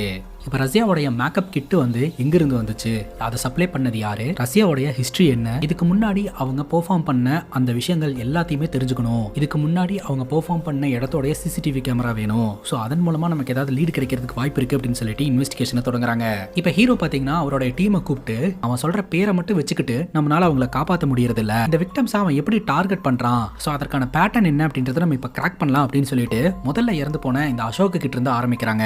அசோக் வந்து ஆர்மியில இருந்திருக்காரு. ஸோ அந்த டைம்ல பாத்தீங்கன்னா கூட இருக்கிறவங்களை காப்பாற்ற போய் தான் அவருக்கு கால் போயிருந்திருக்கும். அதுக்கப்புறம் இவர் செக்யூரிட்டி வேலைக்கு வந்துட்டாருங்க. ஸோ இவரால வாழ்ந்தவர்கள் ரொம்ப ஜாஸ்தி, ஆனா வாழ்ந்தவர்கள் யாருமே இவரை ஞாபகம் வச்சுக்கல, கைவிட்டுட்டாங்க அப்படின்றது தெரிய வந்திருக்குதுங்க. அதுக்கப்புறம் பெத்தம் பையனும் மதிக்கல, மருமகளும் மதிக்கல, தனிமையான ஒரு வாழ்க்கையை தான் வாழ்ந்துகிட்டு இருக்காரு. இதுதான் இறந்து போன அசோக்கோட ஸ்டோரின்னு தெரிய வருதுங்க. அதுக்கப்புறம் இறந்து போன ரஷ்யாவோட ஹிஸ்டரி என்னன்னு சொல்லி பாக்குறாங்க. ரஷ்யாவுக்கு பாத்தீங்கன்னா பரதநாட்டியம்னா ரொம்ப பிடிக்கும். ஸோ அதனால பாத்தீங்கன்னா அந்த ஏரியால இருக்கக்கூடிய குழந்தைங்களுக்கெல்லாம் கிளாஸ் எடுக்கலாம் முடிவெடுத்து ஒரு டான்ஸ் சென்டர் ஒன்று ஆரம்பிச்சிருந்திருக்காங்க. திடீர்னு ஹிந்து அமைப்பு வந்து பிரச்சனை பண்ண ஆரம்பிச்சிருந்திருக்காங்க. ஒரு முஸ்லீம் பொண்ணு எப்படி நீ பரதநாட்டியம் ஆடலாம் அப்படின்னு சொல்லிட்டு. இன்னொரு பக்கம் முஸ்லீம்காரங்க இது நம்ம கலாச்சாரத்திலே இல்ல, நீ எப்படி பரதநாட்டியம் ஆடலாம் அப்படின்னு சொல்லி பிரச்சனை பண்ண ஆரம்பிச்சிருந்திருக்காங்க. ஆக மொத்தம் இந்த ரெண்டு குரூப்பும் சேர்ந்து இந்த பரதநாட்டிய கிளாஸ் இருக்கு இல்லையா, இதை எடுக்க விடாம பண்ணிட்டாங்க. அதுல இருந்து அவங்க பரதநாட்டிய கிளாஸை எடுக்கிறது இல்ல அப்படின்றது தெரிய வந்திருக்குதுங்க. இப்ப பிரசன்ட்ல நம்ம ஹீரோட டீம் கிட்ட என்ன சொல்றாரு அப்படின்னா, அழகர் அவனுடைய அடுத்த விக்டமோட அனௌன்ஸ்மெண்ட்டை எப்போ எப்படி கொடுப்பான்னு எனக்கு தெரியாது, ஆனா அதுக்கு முன்னாடி இங்க இருக்கக்கூடிய எல்லாரோடைய நேம் டீடைல்ஸும் நம்ம கம்ப்யூட்டர்ல இருக்கணும். அவன் சொன்னதுல இருந்து 1 மணி நேரத்துக்கு அப்புறம் தான் கொல்றான். அந்த 1 hour நமக்கு கிரூசியலான டைம். அந்த டைமுக்குள்ள விக்டமோடைய நேமும் அவன் டார்கெட்டட் விக்டம் யாரு அப்படின்றத கண்டுபிடிச்சு அவங்கள சேவ் பண்ணி ஆகணும் அப்படின்ற மாதிரி ஹீரோ சொல்றாருங்க. இப்ப நம்ம ஹீரோடைய மனைவி இருக்காங்க இல்லையா, கொஞ்சம் பேசணும் அப்படின்ற மாதிரி சொல்லி வர சொல்றாங்க. உடனடியா நம்ம ஹீரோட டீம் கிட்ட எல்லாம் அப்டேட் கொடுத்துட்டு போறாரு. சோ உடனடியா அந்த டேட்டா பேஸை ரெடி பண்ணுங்க அப்படின்ட்டு. பேசிக்கா நம்ம ஹீரோட மனைவி இருக்காங்க இல்லையா, அவங்க ஒரு ஃபாரன்சிக் எக்ஸ்பர்ட்டுங்க. அதனால அவங்களோட ஃபைண்டிங்ஸ் எல்லாத்தையும் நம்ம ஹீரோ கிட்ட ஷேர் பண்ண ஆரம்பிக்கிறாங்க. முதல்ல இறந்து போன போன அசோக் அவர் ஒரு எக்ஸ் மிலிட்டரி ஆஃபீஸரா இருந்திருக்காரு. அவர்னால நிறைய நல்லதான் நடந்திருக்குது. அதே சமயம் ரெண்டாவதா இறந்து போன இந்த ராசியா இருக்காங்க இல்லையா, அவங்க வந்து கிளாசிக்கல் டான்சரா இருந்திருக்காங்க. ஸோ இவங்கனாலையும் யாருக்கும் எந்த ப்ராப்ளமும் கிடையாது. இவங்க ரெண்டு பேருமே அவங்களோட ஃபீல்டுல வந்து ஜித்தா இருந்திருக்காங்க. பட் இவங்களுக்கான பாப்புலாரிட்டி அப்படின்றது சுத்தமா இல்லவே இல்லை. இவங்களை டார்கெட் பண்ணி இவன் கொண்டிருக்கானா, ஒருவேளை அழகர் ஒரு ஈவலா இருப்பானோ அப்படின்ற மாதிரி இவங்க யோசனை பண்ணிட்டு இருக்க அந்த நேரம் பார்த்து நம்ம ஹீரோக்கு ஒரு ஃபோன் கால் வருது. கண்ணன் அப்படின்ற நபரை பிடிச்சிட்டாங்க அப்படின்ட்டு. அந்த கண்ணன் அப்படின்ற நபர் வேற யாரும் கிடையாதுங்க. படத்தோட ஸ்டார்டிங் சீன்ல அழகர் பாத்தீங்கன்னா இவங்க கிட்ட இருந்து தான் பவுடர் வாங்கியிருக்கான்னு சொல்லிட்டு, அழகர் மாட்டினா நீயும் மாட்டுவனே, அதனால கடல்ல இருந்து தரைக்கு வந்துடவே வந்துடாது அப்படின்ற மாதிரி ஒருத்தர் இன்ஃபார்ம் பண்ணி கடலுக்குள்ள போய் தலைமறைவானான் இல்லையா, அவன் தரைக்கு வந்து போலீஸோட கண்ணில் பட்டுட்டாங்க. உடனடியா போலீஸ் கிட்ட இருந்து தப்பிக்கணும் அப்படின்னு சொல்லிட்டு தெரிச்சடிச்சு ஓடிக்கிட்டு இருக்கான். அந்த இடத்துக்கு வந்து நம்ம ஹீரோ தாறுமாற துரத்த ஆரம்பிக்கிறாருங்க. ஒரு கட்டத்துக்கு மேல அந்த கண்ணனை புடிச்சு பொலவலன்னு பொழந்தா இந்த கண்ணன் சில விஷயங்களை சொல்ல ஆரம்பிக்கிறான். ஆக்சுவலா இந்த அழகர் பாத்தீங்கன்னா குவாரியை வெடிக்க வைக்கிறதுக்காக வெடிமருந்து வேணும் அப்படின்னு சொல்லி கேட்டு தான் வாங்கி இருந்திருக்கான். அதுவும் கேட்ட பணத்தை விடவே அதிகமாவே கொடுத்திருந்திருக்கான். அதுக்கப்புறம் டிவி நிகழ்ச்சியில இவனை பார்த்தோன்னே மிரண்டு போயிட்டேன். இவன் ஏதோ ஒரு விஷயத்த பிளான் பண்ணி தான் நம்ம கிட்ட இப்படி பண்ணியிருக்கான்னு. சத்தியமா நான் குவாரியை வெடிக்க வைக்கிறதுக்காக தான் இந்த மருந்தை கொடுத்தேன் அப்படின்ற மாதிரி அவன் சொல்றான். போலீஸ்காரங்க இந்த வழக்குல எந்த ஒரு லீடுமே இல்லாம திணறிட்டு இருக்கும்போது எல்லோருக்குமே டெலகிராம்ல ஒரு வீடியோ வர ஆரம்பிக்குதுங்க. சிட்டில இருக்கக்கூடிய எல்லோருக்குமே ஆட்டோமேட்டட் மெசேஜஸா சென்ட் ஆக ஆரம்பிக்குது. அந்த மெசேஜ் நம்ம ஹீரோக்கும் வந்து சேருதுங்க. ஓபன் பண்ணி பார்த்தா ஒரு வீடியோ. அந்த வீடியோல இந்த அழகர் தான் பேசுறாரு. சிட்டில நடக்கக்கூடிய கொலைகளுக்கும் எனக்கும் எந்த சம்பந்தம் இல்லை அப்படின்னு போலீஸ் உங்ககிட்ட சொல்லி நம்ப வைக்கும். ஆனா நான் தான் இதெல்லாம் பண்ணிட்டு இருக்கேன், ஏன்னா இது என்னுடைய கதை, உங்ககிட்ட ஒரு சாம்பிள் காட்டுறேன் பாருங்க அப்படின்னு சொல்லிட்டு அந்த காயின் பாக்ஸ்குள்ள இவன் எப்படி பாம்பு வச்சான் அப்படின்றத வீடியோவை எடுத்து வச்சிருந்திருக்கான். அதை வந்து எல்லோருக்கிட்டையுமே காட்டுறாங்க. அடுத்ததான் இவன் யாரை போட்டு தள்ள போறான் அப்படின்றதையும் ரிவீல் பண்றான். அந்த விக்டமோட பேர் யுவராஜ் அப்படின்னு சொல்ல, யுவராஜின் பேர் வச்சிருக்கக்கூடிய எல்லாருமே பாத்தீங்கன்னா இவங்க அலர்ட் பண்ண ஆரம்பிக்கிறாங்க. இந்த வாட்டி எப்படியாவது இந்த கொலையை நிப்பாட்டணும் அப்படின்னு சொல்லிட்டு போலீஸ் பயங்கரமா முயற்சி எடுத்துட்டு இருக்கு. இன்னொரு பக்கம் இந்த பவுடர் கண்ணனுக்கு ஒரு பிரதர் இருக்காங்க. அவன் ஆளுங்களை எல்லாம் கூட்டி வச்சுட்டு என்னோட இடத்துக்குள்ளேயே வந்துட்டு என்னோட தம்பி மேல ஒருத்தன் கை வச்சிட்டான்ல, அவனை சும்மா விடக்கூடாது, முதல்ல கண்ணனை வெளியெடுக்கிறதுக்கான ஏற்பாடு பண்ணுங்க அப்படின்னு சொல்லிட்டு அவன் ஒரு பக்கம் நம்ம ஹீரோ மேல செம்ம காண்டோட சுத்திக்கிட்டு இருக்கான். இப்ப யார் அந்த யுவராஜ் அப்படின்னு சொல்லி தேடி அலைஞ்சிட்டு இருக்காங்க. அங்க கட் பண்ணா இந்த சீ டைவிங் எல்லாம் பண்ணுவாங்க இல்லையா, சோ அவங்கள நம்ம கிட்ட காட்டுறாங்க. அவங்க அந்த சூட் எல்லாம் மாட்டிக்கிட்டு கடலுக்குள்ள போறாங்க மீன் சம்பந்தப்பட்ட ஆராய்ச்சியில ஈடுபடுறதுக்காக. அப்படி இவங்க ரெண்டு பேரும் கீழே இறங்கும் போது அதுல ஒருத்தருக்கு மூச்சு திணறல் ஏற்படுது. உடனடியா அவரை கொண்டாந்து ஹாஸ்பிட்டல்ல சேர்க்கிறாங்க. அவர் உயிரிழந்துட்டாருன்ற தகவல் தெரிய வருதுங்க. அவரு பேர் தான் யுவராஜ். அதுக்கப்புறம் அவர் எப்படி இறந்தாரு அப்படின்னு சொல்லிட்டு ஆவி செஞ்சு பார்க்கும்போது சோ அவரோட ஹெல்த்தை வந்து தண்ணிக்குள்ள போகும்போது மெயின்டைன் பண்றதுக்கு இந்த ஆக்சிஜன் சிலிண்டர் இருக்கும் இல்லையா, அந்த ஆக்சிஜன் சிலிண்டர்ல பியூரஸ்ட் ஆக்சிஜன் வந்து ஃபில் பண்ணப்பட்டிருக்குங்க. ஜெனரலாவே நம்ம உடம்பு வந்து பியூரஸ்ட் ஆக்சிஜனை எடுத்துக்காதான், நைட்ரஜன் மிக்ஸ்டு ஆக்சிஜனை தான் எடுத்துக்குமா. பியூரஸ்ட் ஆக்சிஜன் நம்ம உடம்புக்குள்ள போகும்போது லங்ஸ் வந்து டேமேஜ் ஆகி ஒருத்தங்க உயிரிழக்கிறதுக்கு வாய்ப்பு இருக்கு. சோ அதை தான் பாத்தீங்கன்னா இந்த அழகர் அந்த ஆக்சிஜன் சிலிண்டர்ல பண்ணி வச்சிருந்திருக்கான். அந்த மீட்டர் பாத்தீங்கன்னா மால் ஃபங்க்ஷன் ஆகி அந்த மீட்டர்ல ப்ராப்பரா எல்லாமே கரெக்டா இருக்கிற மாதிரி காமிச்சிருந்திருக்குது. பட் அந்த சிலிண்டர்ல பியூரஸ்ட் ஆக்சிஜன் இருந்திருக்கு. அந்த ஆக்சிஜனை கடலுக்குள்ள போயிட்டு இவர் சுவாசிக்கும் போது இவரோட லங்ஸ் எல்லாம் டேமேஜ் ஆகி இறந்து போயிருந்திருக்காரு. இப்போ நம்ம ஹீரோ பாத்தீங்கன்னா ஹையர் அத்தாரிட்டி கிட்ட போயிட்டு பேசுறாரு. ஆக்சுவலா இது வரைக்கும் இறந்து போனவங்க எல்லாம் ஒரே மாதிரியான ரொட்டீனை ஃபாலோ பண்ணிட்டு இருந்தவங்க. இந்த ரொட்டீனை ரொம்ப தூரத்துல இருந்து டீப்பா அவங்களுக்கே தெரியாம இந்த அழகர் வாட்ச் பண்ணிக்கிட்டு இருந்திருக்கான். சோ அவங்க இதுதான் பண்ணுவாங்கன்னு சொல்லிட்டு இந்த அழகருக்கு நல்லாவே தெரிஞ்சிருக்குதுங்க. அந்த அளவுக்கு எல்லாத்தையும் தெரிஞ்சு வச்சுட்டு தான் அவங்களுக்கு ஏத்த பிளானை இவன் பண்ணி வச்சிருந்திருக்கான். ஹீரோ சொல்றாரு எல்லாத்துலயுமே நம்மளை விட ஒரு அடி இவன் முன்னாடி தான் இருந்திருக்கான். அந்த அளவுக்கு என்னோட பிளானிங்ஸ் எல்லாம் பெர்ஃபெக்ட்டா இருந்திருக்குது. இது அவனுடைய பெர்ஃபெக்ட் கிரைம் மட்டும் கிடையாது, இவன் ஒரு பெர்ஃபெக்ட் கிரிமினலும் கூட அப்படின்னு ஹீரோ சொல்றாரு.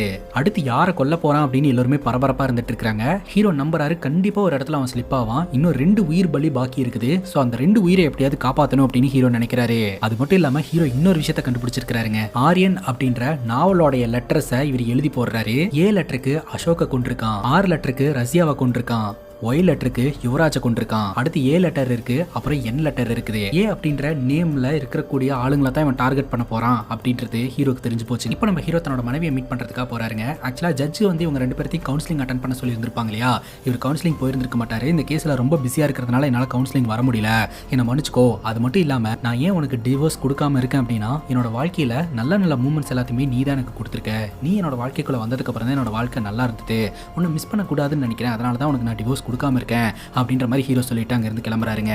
கடைசியா வந்து இந்த டெலிகிராம் மெசேஜ் எப்படி சர்க்குலேட் ஆச்சு, எங்க இருந்து வந்துச்சு அப்படின்னு சொல்லி செக் பண்ணதன் மூலமா இவங்க ஒரு பைத்தான் அப்படின்ற ஒரு ப்ரோக்ராம் மூலமா இந்த மாதிரி மெசேஜஸ் எல்லாம் சென்ட் பண்ணிருக்காங்க அப்படின்றது தெரிய வந்திருக்கு. அதாவது கோடிங் மூலமா ஆட்டோமேட்டடா இந்த டைம்ல இந்த நேரத்துல இத்தனை பேருக்கு மெசேஜ் போகணும்னு சொல்லிட்டு ஆல்ரெடி வந்து செட் பண்ணி வைக்கப்பட்டிருந்திருக்கு. அப்படிதான் எல்லாருக்குமே மெசேஜ் வந்திருக்குது. அதே மாதிரி தான் இந்த டிவி சேனல்ஸையும் அழகர் ஹேக் பண்ணி ப்ரீ ரெக்கார்டட் வீடியோவை டெலிகாஸ்ட் பண்ணி இருந்திருக்கான். அழகர் செத்து போயிட்டான். ஆனா இதெல்லாம் எங்க இருந்து ஆட்டோமேட்டடா நடக்குது அப்படின்றத போலீஸ்காரங்க பார்க்கறாங்கனால கண்டுபிடிக்க முடியலங்க. இந்த ஒரு சூழ்நிலையில ஒரு லாயர் கிட்ட இருந்து கால் வருது. எனக்கு அழகர் கிட்ட இருந்து ஒரு கொரியர் வந்திருக்கு சார், உடனடியா வாங்க அப்படின்ட்டு. நீங்களே ஓபன் பண்ணி என்னன்னு படிங்க அப்படின்னு சொல்ல அவர் ஓபன் பண்றாரு. உள்ள ஒரு பத்திரம் இருக்குதுங்க. சோ அந்த பத்திரத்துல என்ன போட்டிருக்கும் அப்படின்னா, சோ இவர் வந்து இது வரைக்கும் எழுதி பப்ளிஷ் பண்ணி இருந்திருக்காரு இல்லையா, அந்த புக்கோடைய ரைட்ஸ், அதன் மூலமா ஜெனரேட் ஆகக்கூடிய மணி, அது எல்லாத்தையுமே பாத்தீங்கன்னா writers welfare, army welfare, national foundation for teachers welfare, அப்புறம் Greenpeace, care India, nightingales welfare, police welfare அசோசியேஷன்ஸ்க்கு எல்லாத்துமே பாத்தீங்கன்னா சரிசமமா பிரிச்சு கொடுக்கணும் அப்படின்ற மாதிரி உயில் இருந்திருக்குங்க. இதுல போலீஸ் வெல்ஃபேருக்கு ஆல்ரெடி ஒரு 2 லட்சம் ரூபாய் பணம் கொடுத்திருக்காரு அப்படின்ற தகவலும் இருக்கு.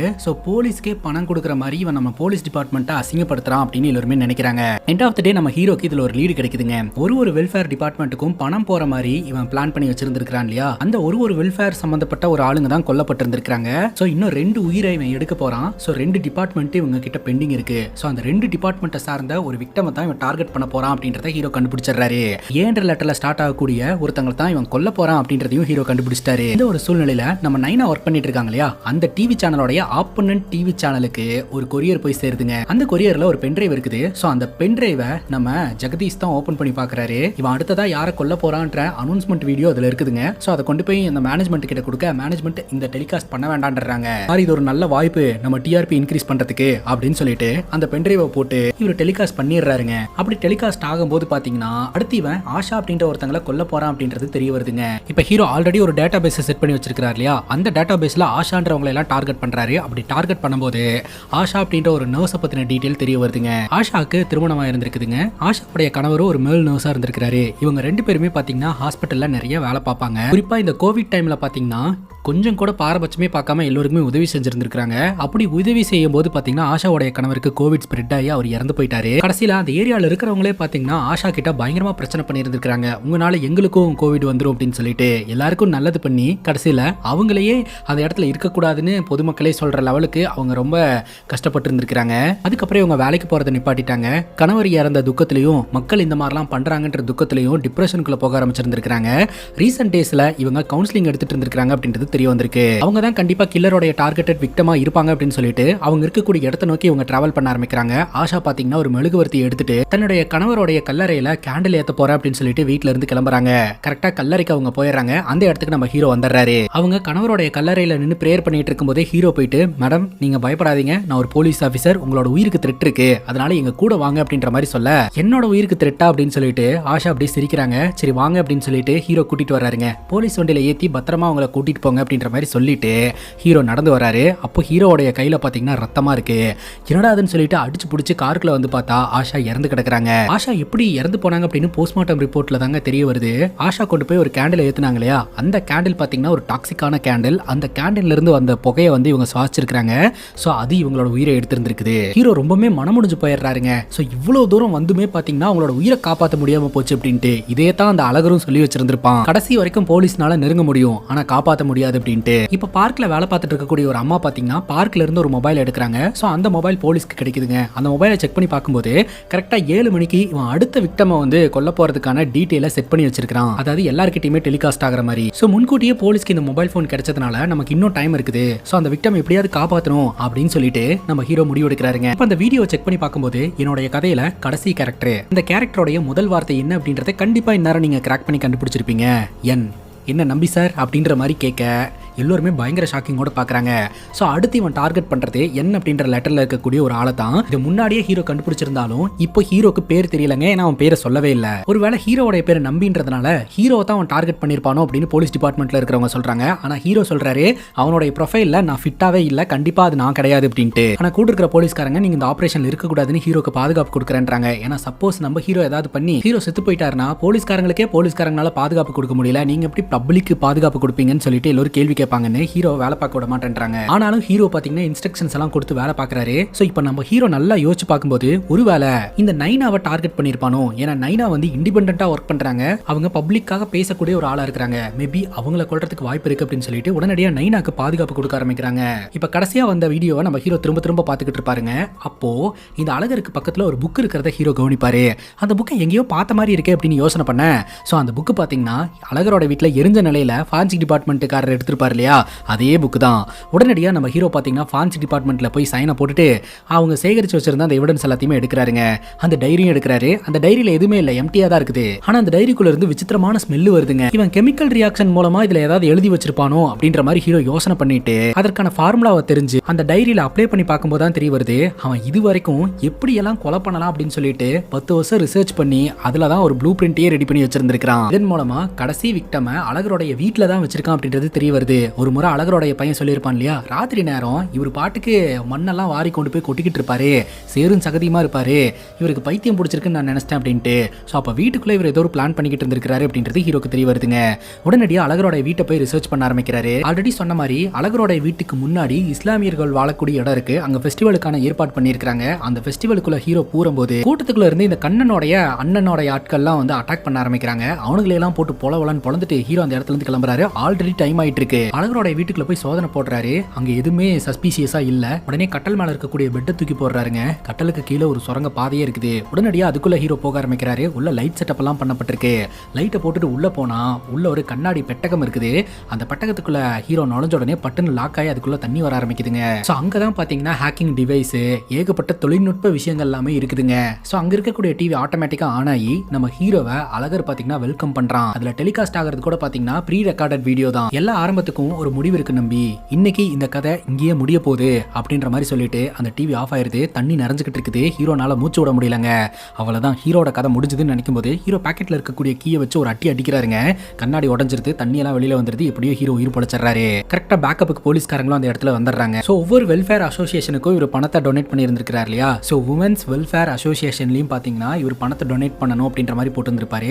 ஸோ அதில் ஆக்டிவிஸ்டாக இருந்த நளினி அப்படின்றவங்க காணாமல் போயிருக்காங்கன்றது தெரிய வந்திருக்கு. அந்த நளினின்றவங்க டிரான்ஸ்ஜெண்டர் அப்படின்றதும் தெரிய வந்திருக்குங்க. அவங்க மேபி இங்கே தான் எங்காவது இருக்கலாம் அப்படின்னு சொல்லிட்டு அந்த வீட்டை ஃபுல்லாக சோதனை போடுறாங்க. ஸோ இப்போ அந்த கண்ணாடி பெட்டகத்துல இருந்து ஹீரோ வெளியில வந்தார் இல்லையா, அதுல இருந்து தண்ணி எல்லாம் கீழே ஒரு இடத்துல ட்ரை ஆயிட்டு இருக்கு. அந்த தண்ணி எங்க போகுது அப்படின்னு பார்த்தா அதுக்கு கீழே குழிய தோண்டி கட்டையெல்லாம் வச்சு மறைச்சு உள்ள இவங்களை கட்டி போட்டு வச்சிருக்காங்க. அந்த கண்ணாடி பெட்டகத்துல இருந்து எப்படியும் நம்ம ஹீரோ தப்பிச்சிருவாரு அப்படின்னு சொல்லிட்டு அந்த அழகருக்கு தெரிஞ்சிருக்கு. ஸோ அந்த தண்ணி எல்லாம் கீழே போய் அந்த பொண்ணோட உடம்புக்குள்ள போறதன் மூலமா அந்த பொண்ணு செத்து போயிருவா அப்படின்னு சொல்லி பிளான் பண்ணி இருந்திருக்காரு. ஆனா அதுக்குள்ள நம்ம ஹீரோ கண்டுபிடிச்சு இந்த நளினியோட உசுரை காப்பாத்திடுறாருங்க. எந்த கொலையுமே நிப்பாட்ட முடியாதுன்னு சொல்லி அழகர் சொல்லி இருந்திருப்பான். ஆனா ஹீரோ ஒரு உசுரை காப்பாத்திட்டாருங்க. இப்ப மீடியாக்கள்லாம் நம்ம ஹீரோ கிட்ட கேக்குறாங்க, சோ இந்த அழகர் இந்த கொலையின் மூலமா என்னத்தை தான் சொல்ல வராரு அப்படின்ட்டு. சோ இவங்க ஆய்வு செஞ்சதன் மூலமா என்ன தெரிஞ்சுக்கிறாங்க அப்படின்னா, செத்து போனவங்க எல்லாருமே பாத்தீங்கன்னா அவங்களோட ஃபீல்டுல ரொம்ப ஜித்தா இருந்தவங்க. பட் அவங்களுக்கான ரெகக்னேஷனோ மரியாதையோ கிடைக்கவே இல்ல. இந்த சொசைட்டி அவங்கள மோசமா தான் ட்ரீட் பண்ணி இருந்திருக்குது. எக்ஸாம்பிளுக்கு இந்த அசோக் எடுத்துப்போம். ஒரு மிலிட்டரி ஆபீசரா இருந்திருக்காரு. ஆனா இங்க பெத்த பையன் கிட்ட இருந்து கூட அவருக்கு மரியாதை இல்ல. ராசியாவை எடுத்துக்கோங்க. பரதநாட்டியத்துல பயங்கரமான டேலண்டான பொண்ணா இருந்திருக்காங்க. பட் ஹிந்துக்களும் முஸ்லீம்களும் சேர்ந்துக்கிட்டு அவளோட கெரியரையே காலி பண்ணிட்டாங்க. ஆஷாவை எடுத்துக்கோங்க. ஆஷா பாத்தீங்கன்னா கோவிட்ல எத்தனை பேர்த்தோட உசுரை காப்பாத்தி இருந்திருப்பாங்க. கடைசியில அவங்களையே இந்த ஊர்ல தங்க கூடாதுன்னு சொல்லிட்டு அந்த ஊர் மக்களே விரட்டி அடிச்சாங்க. இந்த யுவராஜ் இருக்கிறார் இல்லையா, கடல்ல நிறைய குப்பையை கொண்டாந்து போடுறானுங்க. அதனால கடல் உயிரினங்கள்லாம் இறந்து போகுது. கடல்ல இருக்கக்கூடிய மீன்கள் பிளாஸ்டிக்கை சாப்பிடுது. அந்த பிளாஸ்டிக்கை சாப்பிட்ட மீனை நம்ம சாப்பிடும் போது நம்மளோட உசுறு என்ன ஆகுறது? ஒன்னோட ஒண்ணு சார்ந்துதான் நம்ம வாழ்ந்துட்டு இருக்கோம். அதனால இயற்கையை காப்பாற்றணும் அப்படின்னு சொல்லிட்டு கடலை காப்பாத்துறதுக்காக பல முயற்சிகள் எடுத்திருந்திருக்காருங்க. ஆனா யாருமே இவரை மதிக்கவே இல்லைங்க. ஆனாலும் இவர் ஸ்ட்ராங்கா இருந்திருக்காரு. என்னோட உசுரை கொடுத்தாது இந்த கடலை காப்பாத்துவேன் அப்படின்ட்டு. கடைசியா காப்பாற்றப்பட்ட நளினி இருக்காங்க இல்லையா, அவங்க ஒரு டிரான்ஸ்ஜெண்டர் அப்படின்ற ஒரே ஒரு காரணத்தினால பெத்த தாய் தகப்பனை பாத்தீங்கன்னா வீட்டுல சேர்த்துக்க மாட்டேன் அப்படின்னு சொல்லி துரத்தி விட்டு இருந்திருப்பாங்க. இவங்க எல்லாருமே பாத்தீங்கன்னா அவங்க ஆசைப்பட்ட வேலையை செஞ்சுட்டு இருக்கும் போதே இறந்து போயிருந்திருப்பாங்க. இவங்களை யாரெல்லாம் இந்த மாதிரி பண்ணாங்களோ அவங்கள தானே கில்லர் டார்கெட் பண்ணிருக்கணும். ஆனா பாதிக்கப்பட்டவங்களையே கில்லர் கொண்டிருக்கானே அப்படின்னு சொல்லி யோசனை பண்ணனா பாதிக்கப்பட்டவங்க இறந்து போகும்போது சோ அதோட இம்பாக்ட் வந்து ரொம்ப பெருசா இருக்கும். இந்த உலகத்தையே திரும்பி பார்க்க வைக்கலாம் அப்படின்னு பிளான் போட்டு தான் இந்த அழகர் பாதிக்கப்பட்டவங்களை எல்லாம் டார்கெட் பண்ணி கொண்டிருக்காங்க. இப்ப நம்ம ஹீரோ தான் வந்து இன்வெஸ்டிகேஷன் பண்ணுவாரு அப்படின்ற லெவலுக்கு அழகர் வந்து யோசனை பண்ணிருக்கான். அதை பத்தி கேள்வி கேட்கும்போது மேபி கபீரே இன்வெஸ்டிகேஷன் பண்ணி இருக்கிறதுக்கு வாய்ப்பு இருக்கு. என்ன எல்லாம் டார்கெட் பண்றதுக்கு வாய்ப்பே இல்லை அப்படின்ற மாதிரி ஹீரோ சொல்றாரு. பட் உண்மை என்ன அப்படின்னா, கொடைக்கானல்ல ஹீரோ ஒரு சீரியல் கில்லிங் கேஸை சால்வ் பண்ணிக்கிட்டு இருந்திருப்பாரு. அந்த டைம்லயே பாத்தீங்கன்னா ஹீரோவை அழகர் ஃபாலோ பண்ணிட்டு இருந்திருப்பாரு. ஸோ என்னோட கதைக்கேத்த ஹீரோ நீ தான் அப்படின்ற மாதிரி பிளான் பண்ணி டார்கெட் பண்ணி தான் எல்லாமே பண்ணியிருப்பாரு. அது நம்ம ஹீரோக்கு தெரியாது, கேஷுவலா இருப்பாரு. அப்போ ஒரு ஆஃபீஸர் பாத்தீங்கன்னா அழகரோட ரூம்ல இருந்து ஒரு புக் ஒன்று கிடைச்சது சார் அப்படின்ற மாதிரி சொல்லி நம்ம ஹீரோ கிட்ட கொடுப்பாங்க. ஸோ அதுதான் பாத்தீங்கன்னா ஆரியன் அப்படின்ற அந்த புக்கோடைய கதை. பெட்டகத்தை. அதுல ஒவ்வொருத்தங்களுடைய பேரா எழுதி லிஸ்ட் போட்டு அதுல கடைசியா பாத்தீங்கன்னா என் அப்படின்ற லெட்டர்ல நீயா இல்ல நளினியா அப்படின்ற மாதிரி அவர் எழுதி வச்சிருந்திருப்பாருங்க. சப்போஸ் நம்ம ஹீரோ அந்த கண்ணாடி பெட்டகத்திலேயே மூச்சு விட முடியாம இறந்து போயிருந்தாரு அப்படின்னா நம்ம ஹீரோ தான் விக்டம். சப்போஸ் நம்ம ஹீரோ அந்த கண்ணாடி பெட்டகத்துல இருந்து தப்பிச்சு வந்துட்டாருன்னா அந்த தண்ணி கீழே போய் நளினி இறந்து போயிருந்திருப்பாங்க. பட் நம்ம ஹீரோடைய சாமர்த்தியத்தினால ரெண்டு பேருமே உயிர் பொழைச்சிட்டாங்க. இது எப்படி பிளான் பண்ணி பண்ணிருக்காருன்னு பாருங்களேன். சோ இதை பார்த்து நம்ம ஹீரோ மிரண்டு போறாருங்க. இதோட இந்த படம் முடியுது. இந்த படத்தை பத்தி நீங்க என்ன நினைக்கிறீங்க அப்படின்னு உங்களோட கருத்தை கமெண்ட் செக்ஷன்ல பதிவு பண்ணுங்க. அண்ட் இதே மாதிரி வேற எதனா படத்தை பத்தி பேசணும் அப்படின்னு நினைச்சீங்கன்னா படத்தோட பேரை கமெண்ட் செக்ஷன்ல சொல்லுங்க. இதே மாதிரி வேற ஒரு நல்ல வீடியோல வந்து சந்திக்கிறேன். Love you guys, take care and cheers.